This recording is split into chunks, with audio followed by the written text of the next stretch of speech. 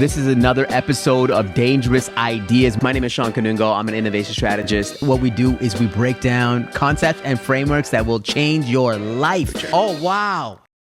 Hey guys, my name is Sean Kanungo. This is another episode of Dangerous Ideas. In this pod, what we do is we break down concepts and frameworks that will change your life. And we got a special guest in the building, Andrew Phung. Thank you so much for being here today. Thank you for having. I didn't know this was I thought this. I just followed you into this empty room and you like. If my wife and kids see this, I thought I might be held hostage. I'm not really sure right now. If you don't see, you are in a massive room. Yeah, man. I'm in this beautiful room with the Fairmont Banff Springs. I don't know if this is where white people have brought to hunt me. I'm not sure if this is some sick game I've been brought out for, but like it's beautiful. Hey, listen, beautiful. Man. Listen, we're excited to have you here, man. I want to ask you some dangerous questions. Yeah. And the first dangerous question actually is on Run the Burbs. Yeah. You're actually married to an Indian woman. Yeah. What was it like being married to an Indian woman for such a long period of time? Because I've been married to an Indian woman for 15 years. Yeah. And so I think now you might have, we might have some kinship there. Well, I'm like TV married to an Indian woman, right? That's what I mean. So it's like, and the reason, when we were developing the show and the character of Camille and Andrew and everything, I just always thought like we never see, like you see a lot of like it'll be like an Asian partner and then like a white partner, right? You see that mix a lot.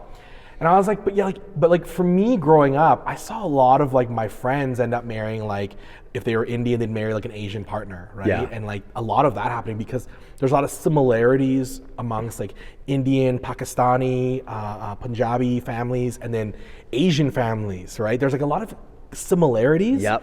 And because we grew up in like neighborhoods together, there's so many that got together in high school and they were like high school sweethearts. So I'm like, but we never see that on TV. So that was like the pitch. I just was like, Camille is South Asian.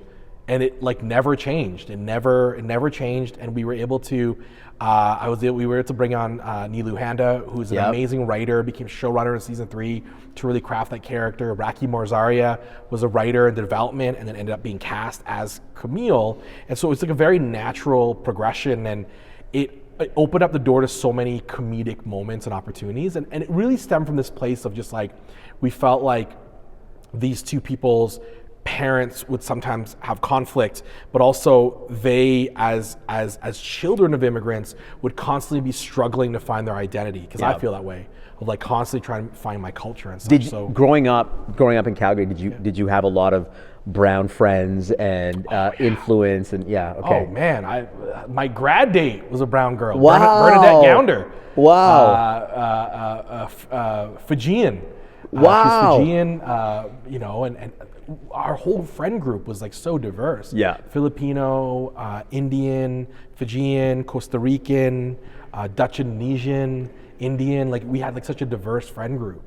And so, always exposed to the culture. And I think that's why people really relate to you. They relate to that show and Kim's Convenience because they represent Canadian culture, a culture that was not represented on television. Yeah. And so just to have that out, to see ourselves in that was just incredible. And I'm sure people come up to you and tell you that, like, I'm just so happy to see people that look like me on television. Yeah, people with their kids, just like, I'm happy to see that your kids are these kids of the children of immigrants. Yeah. Right? And that was it. And it was really just like making the show as relatable as possible.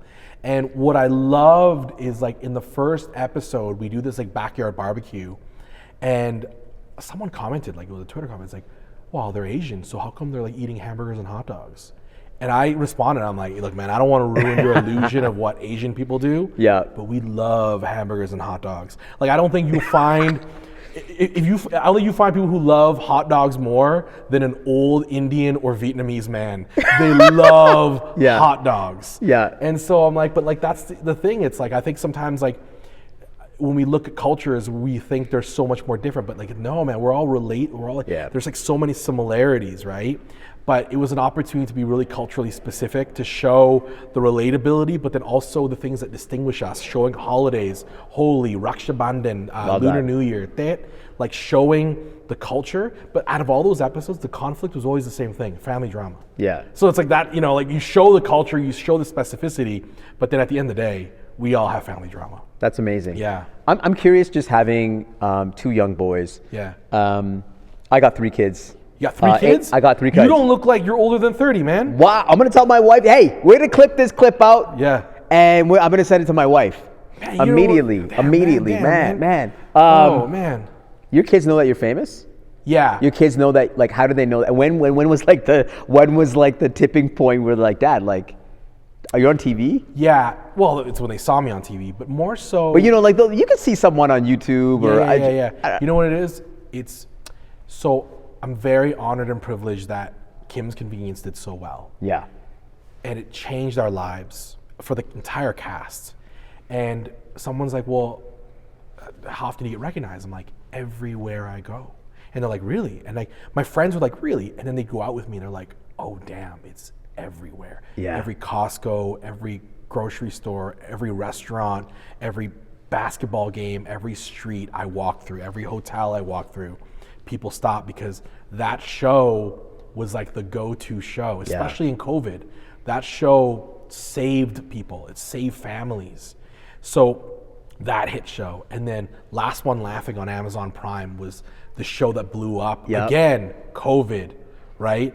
Blew up. That show happened. Run the Burbs happened. And so I feel like I've had a steady enough flow of work and to get stopped wherever we go on the street. And so your kids see that. The and kids, they're like, my kids see it. Yeah. And what I do love about it is that it's people coming up and saying, hey, thanks for the laughs. That's cool. And that's great. And so my kids are used to it. We were at the Raptors game last week, and my son and I, we were in our seats like maybe 15, 20 times. Usher was like, damn, you got hit hard tonight. And it's like, yeah, it's just like some nights people see the hair, they get the vibe, and it's, you know, and I'm so honored by it. I love it. Yeah. But like they know, they get it. I'll never be as cool to them as other people are. Yeah. But yeah, they are aware of it. Yeah. Do you think though that fame? What are the downsides though, and also just living in Canada? Yeah. What are the downsides of being hit up all the time? Because I'm sure that's also annoying. You're like having dinner. Yeah. And they're bringing you to these random empty rooms. I don't use the word annoying because to me it's not annoying. Like it's like been a dream to be able to make work that people consume in a positive light. I will say it is annoying when I'm a mid-bite in a steak. Like I've had it where like I'm mid-bite in a steak and someone comes up and I'm like, yo man, let me finish this steak. I will gladly take photos and hang out. Let me eat my steak, like with my family. Let me just enjoy this meal, right? And so like that's the point where sometimes I'm like, ugh. But I love it because like people, they love the shows I've been on. They love the representation. They see themselves in me. You know, like I love when people come up. They're like, you remind me of my cousin, and that's That's incredible, right? How do you make sure though that the fame doesn't, you know, when you have people coming up to you all the time, admiring you, saying, hey, you're amazing, love your work, like how do you keep grounded and just stay focused? Two on things to keep me grounded. One, I'm a father of 2. That, you know, I want to show my kids the best version of me. So I don't want them to show someone that lets it go to their head. I want them to show someone who's always humble, always working hard, lives in the reality that this is a privilege and this is an honor built on hard work, and that it can only continue with more hard work. That's number 1. Yeah. Number 2, I'm an Asian actor in this country. 10 years ago, you couldn't name an Asian actor in this country. Or honestly, you couldn't name Asian actors outside of Jackie Chan, Lucy Liu, right? So the fact that we're here 10 years later and you can name and you can name Asian actors in this country. You see a Paul Sun-Young Lee, you see a Simu Liu, you see a Jean Yoon, Andrea Bang, and you know their names and you can come up and say, hey, I love your work. That is a privilege and something that we have fought for, and I don't want to drop the ball on Yeah, it. 100%. So that's how I stay grounded and humble, because I know it is a privilege and honor to carry that weight. I'm curious because you saw your boys with Simu, and to see Simu's trajectory during this sort of superhero run. Yeah. What was like? Was there anything interesting seeing that? Because he's just Simu, but just to see his profile just explode over time. What did you like notice in that? Like, did the people around him change? Did the infrastructure change? Did yeah? I'm just curious. It was his dream. You know, when we were first season of Kim's Convenience, he wanted to be a superhero, and Simu has always wanted to be quote unquote famous. He's wanted the fame, and to see that rise happen so quickly was incredible to see him get his dreams.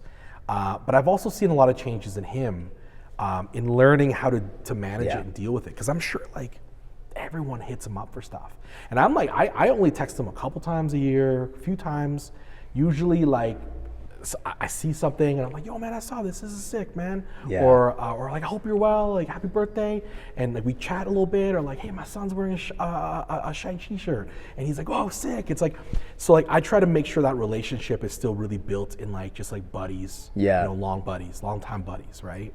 But I've seen him, what I've seen is like he used to be someone that went out and like seek the attention, and whereas now for him it's like, he wants to keep a lower profile. Yeah. But when he steps out for a reason. Right. He steps out to speak on a topic that he's very passionate about. Right. It could be food. It could be Stop Asian Hate. It could be a charitable cause he cares for. It could be a project he's really into, or a part of. So I've seen him be very conscious about it, and I think we're all kind of like that. Like, we're all like really thoughtful of like, when do you step out and reveal your personal side, and when do you really put your name on the line for something? So you were on another podcast, Jen's Post, Samir Marani, great guy. I was actually on. I think you were on right after me. Okay. You were the episode right after me, and you had a line in there, where you talked about the idea that this is so profound. I hope somebody clips this out, but like, you said that even if you're at the top of the game in Canada, in what you do, no matter what your field is, there's still like insecurity. Yeah. And so, you know, if we think about Simu, like he almost like crossed the chasm, like he was Canadian, and then it's like he kind of made it in the US. Do you think that Canadian creators, actors, whoever it might be, like I've kind of put myself in that, you know, thought leader, that you have to like make it in the US in order to be embraced by Canada in a way? I think it's really changed. I think it was like that. I think you could have said that 10, 15 years ago, and you could still make an argument that it is like that, but I do think that the tide is trending and it's changing, because I've been able to make a living in this country. Yes. And there's other creators that are able to make a living in this country. I think the growth is slow and limited, so I think there is a pressure to leave and go to the US, and like I don't have any shade or hate. If you want to go there and do it, like I applaud you. For someone like Simu, he had nothing to lose. He was a single guy, go to LA, do it, and it worked. For me, wife, 2 kids, I love being in Canada. Love that. And so I think it's, you got to do what's best for you, but I think the trend is changing. But why is that? Why is that insecurity there? Why is the insecurity there? I think for so long, like our By the way, the context of where you said that, because I'm refreshing on you when you said that. Yeah. You actually talked about Sean Desmond, and the fact that Sean Desmond was, you know, he was I love Sean Desmond. Yeah. He was at the top of the game. Yeah. But you know, there was probably a moment where he was like, damn, like. Yeah. Well, it's interesting. We talk about Sean Desmond. Sean Desmond, top of the game, did everything you could do in this country, and then at one point his career kind of faded away. Yeah. And then it came back like a firecracker, like a rocket. Like, dude is hotter now than I think he was in his heyday. That was after the Drake. The Drake effect was like a real deal. But like it's not just the Drake effect. The Drake effect was like, oh damn, Sean's got some hits. Yeah. And you go through, like, so the Drake effect was just like a reminder of how great he is. Because like, I listened back at his catalog, and I'll go through his essentials. I'm like, yo, every one of these was a banger, right? But I think it was a reminder. But I think what ends up happening in this country is sometimes the industry for a while was in this place where like we became heavily reliant on American pop culture and American content. Yeah. And over the last few years, it's been a shift back to like embrace Canada and embrace Canadian content. I think Kim's Convenience, Letterkenny, Shoresy, Schitt's Creek has been that trend of like putting the spotlight on. Like we'd make really good stuff, and the same with music, and so it's a very cyclical thing. But right now, I think our creative industry is in a good place that we're making great work. 100%. So it's just getting eyes on it. And the thing that sucks is that at the time of recording this, networks are in this tough place where they're limited on budgets and we can't make all the great. Like I've read pitches and pilots and Bibles of shows. I'm like, this is so good. It's just so competitive right now to get anything made. Right. So I'm hoping that the finances catch up to the talent because the talent is here. So I don't know what else to add to that, man. So I want to get back to the fame piece and breaking out of Canada for a second. I have this like take. Let me know what you think. Is that the idea of fame or getting famous today? It's almost impossible. Like there's no more superstars. There's no more superstars in TV or movies. Like, you know, that really crossed the chasm where everyone talks about them. If I think about because of the fragmentation of media, like over the last 5 years, I like having a name that everyone knows that has come out of nowhere. Like it's hard to do. Like maybe like Timothy Zendaya. Chalamet. Exactly. Yeah. But you know, back in the day, It's rare. It's back in the day, if you were in a yeah. movie, it's Yeah. like, okay, this is the new person. It's just harder to get famous now, and it's way more niche. Do you think that's a good thing or a bad thing, or disagree with that whole concept? I don't disagree. Okay. I agree. Like, look, it's like our action movie stars are still the same. Like a Tom Cruise movie is still like the big blockbuster. Like Fast and Furious movies are still the thing. So it's like I think that upper echelon tier. And because like a Meryl Streep does TV now, that's a spot taken. Like that's like she's willing to do TV now, right?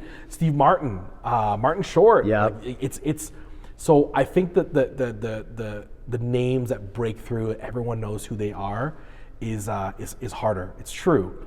I will say on the flip side, when you get a little bit of success now, because the media is so fragmented, you could follow someone's career your own way. Right. So you could follow their social media, be a big fan of them, follow their projects, and that's it. But you love them, right? Like it's so direct now. Yeah. And it is a product of fragmentation, but there is so much media happening in different ways.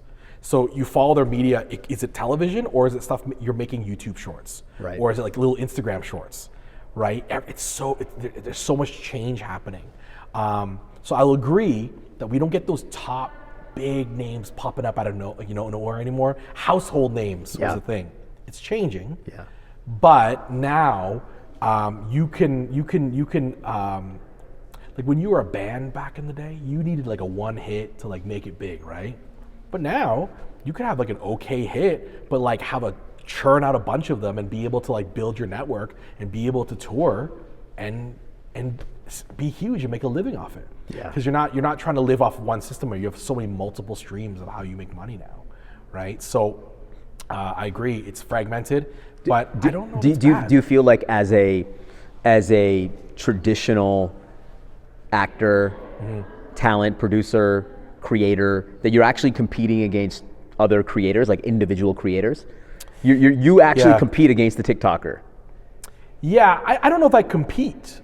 I don't look at them as competition because I'm not fighting for their clicks. clicks. It's attention, right? At the end of the day, you're competing for attention.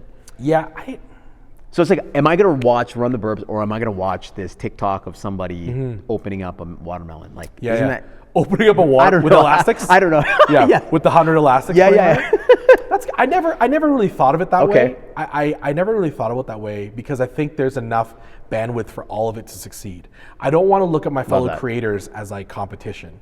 I want to look at my fellow creators as peers and maybe like, oh, let's work together and create some stuff. And so for me, I've always been very collaborative. Julie Nolke was a recurring character on Run the Burbs, and we saw her in YouTube sketches. Yeah. We brought her into the writers' room. I remember they're like, hey, what about Julie Noki? I'm like, you think we can get Julie Noki? and it's like, for me, it's like, oh, it's like an opportunity. So I don't look at them as competition. I look at them because it's so easy to collaborate now. It's so easy to partner on reels. It's so easy for us to tap into to audiences together and build on that. So I hope that we can just like leverage and I like this abundance mindset. I like it. I love collaborating with people on things. Like I love, like, I've been entering the food space recently and just like collaborating with people in the food space. I love it. I can see you and David Chang. I think people think I'm David Chang a lot of the time. I could just see you guys making like a good a show together. Yeah. Canadian food. I was at the Raptors game a while back and so I was like, yo, David Chang. I'm like, hey man, I'm not David Chang, but I appreciate you. Like, no, you're David Chang. I'm like, no, my name is Andrew Phung. And this is what they said. Nah, you ain't Kimchi. You're David Chang. I'm like, no, I am Kimchi. But like, I love this conversation. The fact that you know two Asian celebrities, you know two of us, and like you're so passionate about both. It's really nice. But yeah, I'm in the food space. That's amazing. Yeah. He's like, You're like, this is not racist at all. Yeah. I'm actually appreciating the fact that multiple Asians, right? And I get it. We have a similar vibe, similar energy, and so I don't want to look at them as competition and fighting for clicks. I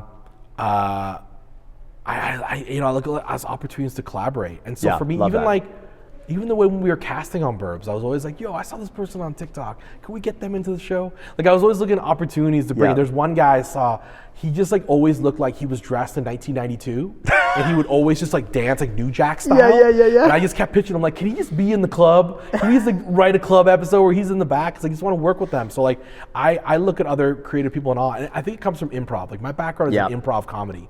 So for me, improv comedy, improvisation is about collaboration, about building something together. So when I see a really funny person, like, I'd love to do a scene with you. I'd love to create content with you. So okay, last question, because we're actually here at a conference. And shout out to Banff. Banff Western Conference. So tomorrow I'm talking about a little bit about AI. Now, Allen Iverson, one of the greatest point guards of all time. The answer. A sack of potatoes to the 2001 finals. Practice, they said. Practice. Are you as a creative? Are you nervous about AI? I'm very nervous about AI. Okay, tell me why. Well, I'm nervous about AI in a couple of ways. One, I'm a writer, so I'm in the Writers Guild of Canada, and we're nervous about production companies using AI to develop scripts. Right. It takes away jobs from human people. It takes away jobs from people writing, creating content, and telling stories, telling our culture. Right. You're letting a machine, you're letting a software tell our culture and influence it, right? So I think there's a lot of like issues there. And then I'm a performer, I'm an actor. So there's discussion of using AI in developing television and film. And again, that's jobs from people. Right. There's a very... But in a sense though, like,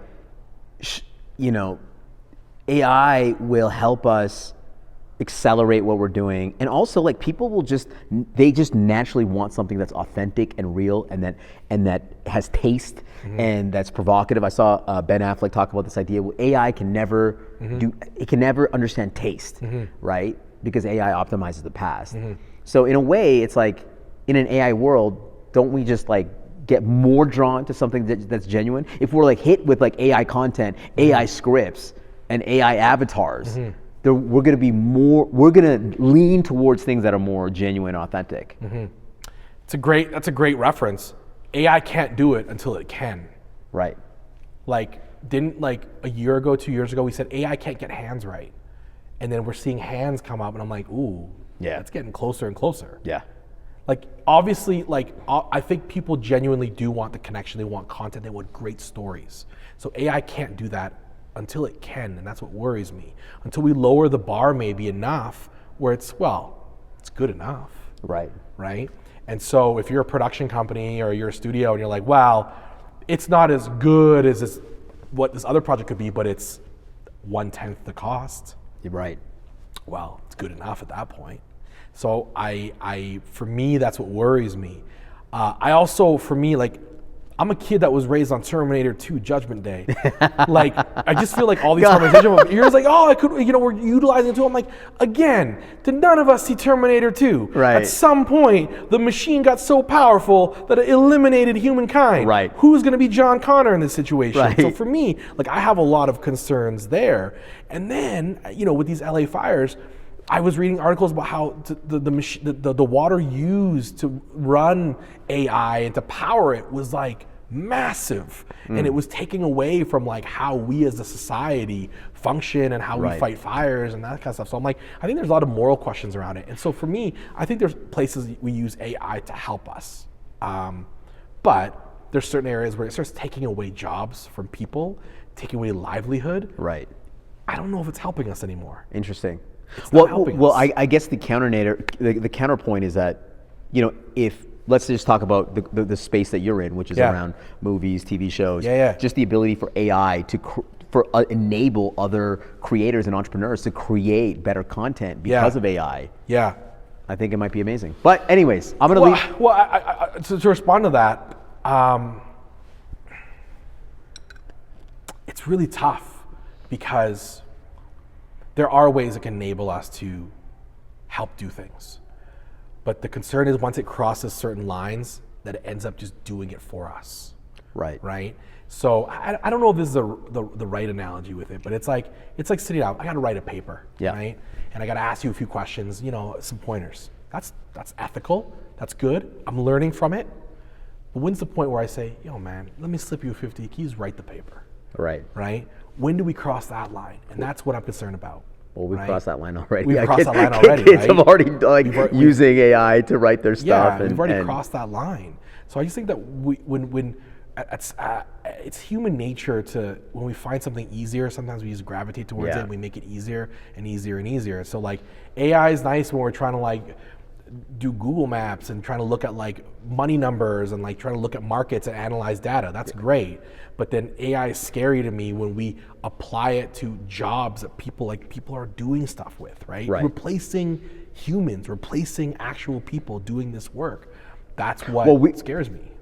You know what? And my belief is it will replace. It's already incredibly good. Yeah. It's going to replace some jobs. Yeah. But I think at some point it's going to create new jobs and new industries that we haven't figured out yet. So we could debate. I think my comment here is like I always proceed with caution. How is it being used? What's the direction? Let's be very cautious about it and thoughtful about it. Yeah. And I say that, but a lot of the times the decisions are made of like, what's the cheapest way? What's the easiest way? Right. I just advocate for like what's the most thoughtful way, and I want to make sure there's protections in place, especially for my fellow writers and fellow actors, that protects their jobs, that doesn't take away from them. In the acting industry, there's been a actors lockout from the commercial union. Ad agencies have locked out ACTRA. So right now, livelihoods of actors who their entire livelihood was used to be able to book a commercial once a year, do a couple voiceovers, gone overnight. Actors have been locked out. It's been over a year now. And so ACTRA has been just trying to get back to the table, and it's like, it's been so tough for actors, and there's this misconception that actors are all very wealthy. No, it's not true. Actors, like, they don't make much money. They do it for the love of it. The ones that are successful sometimes are literally the ones that like book a couple commercials a year and are able to make a living off it. So we just want to make great work. So I want to really make sure we protect actors and writers. No, I love that. Yeah. Well, listen, I love what you're doing. I love that you are a creator. Like, you're not just showing up as the incredible talent that you are. Thank that you. you are creating, and you're going to continue to create, because you're creating opportunities and jobs for other people, and we need more people like you that are doing that. So, man, I just appreciate you kidnapping you. Man. In this completely empty room. I just want to champion people, man. I just want like I recognize the position I'm in. And before we started this conversation, Shawn was asking me, he's like, "Oh, you do public speaking?" Because I'm at this conference, hosting this conference. You're doing a keynote speech. I do hosting. I do keynote speaking. I do Q&As. And you're like, "Why?" And I'm like, for me. No, I was just saying most celebrity talent that I see that I'm at an event at. they're not standing and doing a presentation. Yeah, they're yeah. sitting down Yeah, doing just like this, Yeah. and I'm asking you a question Yeah. in a fireside chat, not standing up Yeah. and delivering a presentation, which is infinitely harder. So that's what I'm Yeah. saying. That's kudos to you. I think the rise to get here was because I was doing comedy in Calgary. So this idea that an Asian comedian could come out of Calgary was like, Yeah. that doesn't happen. So along the way, I had to build up all these skills, and I'm such a hustler. Like I'm just like so when I found out I could get paid to MC an event, I'll MC that event. I'll get good at it, Yeah. right? And I started doing the Calgary Stampede and all these other places, and then now with a higher profile, you know, these conferences are looking for people, and they're just like, wait, Andrew Phung MCs? Let's get that guy. We love him from TV. Yeah, yeah. Right? And it's great. He's a competent MC. He's good at what he does. And then with a keynote, it's the same thing. It's like conference will reach out, hey, would Andrew ever talk about this? And I think about it. I'm like, yeah, I'll talk about it. Yeah, right? yeah. And so for me, once you make that keynote one time, every other keynote you do on that topic is like free money. Yeah. Right? Because I love performing. I love the topics I talk about. Yeah. I love Don't tell engaging too with many people that, but yeah. and so I love doing it in the Q&As and the panels, and I love acting. So Well, you're incredible at it, and Thank you you, should be man. doing it, and just getting your voice out there Yeah. and your message is really important. And I'm just happy that, you know, in a weird, you know, in an odd way, just because Speaker Spotlight, the Spotlight Yeah. agency, like we're connected in some way. We are connected, yeah. I know there's some distance, but we're brothers now. Yo, when you You've been- reached out to Speaker Spotlight, I'm like, yo, and the thing is, like, same for me. It's like people will reach out to me and be like, Andrew, you know, and I had one recently. A television host has a new TV show. She's like, Andrew, you work with Speaker Spotlight. Tell me about them. And I told her about them, and she's like, great, I'm gonna sign with them. And so I love Wow. being able to share the wealth of Yeah. knowledge with others, because like again, it's like I want to support other. And she's, you know, a female creator of color. And so it's like, how do we help one another? Yeah. You're not my competition. 100%. You are not my competition. I want to work together. I want to make sure that there are multiple shows on air where we're doing this, right? And Yeah. so when you reached out, man, it was so easy to talk about it. But like, I love doing this. I think about this. We're two creators of color sitting at the Fairmont Banff Springs doing your podcast at a conference I'm hosting where you're the keynote speaker. Bonkers. Like, Let's go. Bonkers. The crowd is going crazy, right? by the way. Like, The crowd is how going did that nuts. happen, right? In Alberta, right? And we're two Alberta kids who are Yeah. proud of our roots. They get to talk about how Alberta shaped us, and we get to rep our communities. Like, I love that's the place we're at right now. And so I just want to make sure that as we continue, that we can like inspire the next generation to keep doing that. I also was a nonprofit director for many years, so like my whole mantra is like giving back to the community. It's like Yeah. I want to make sure that Yeah. the next generation is taken care of. So, That is how we end it. yeah. My Yeah, man. thank you, man. Such a pleasure. Thank you so much. I can't wait to collaborate with you tomorrow Thank on, you. on the keynote. Thank you so much for coming here. Yeah. And yeah, we got to do this again. Yeah, gotta do it again. This was not a hostage situation. I'm being released, and so nice. I wasn't sure what was Okay. happening in this room. We'll see you guys on the next Yeah. one. I appreciate it.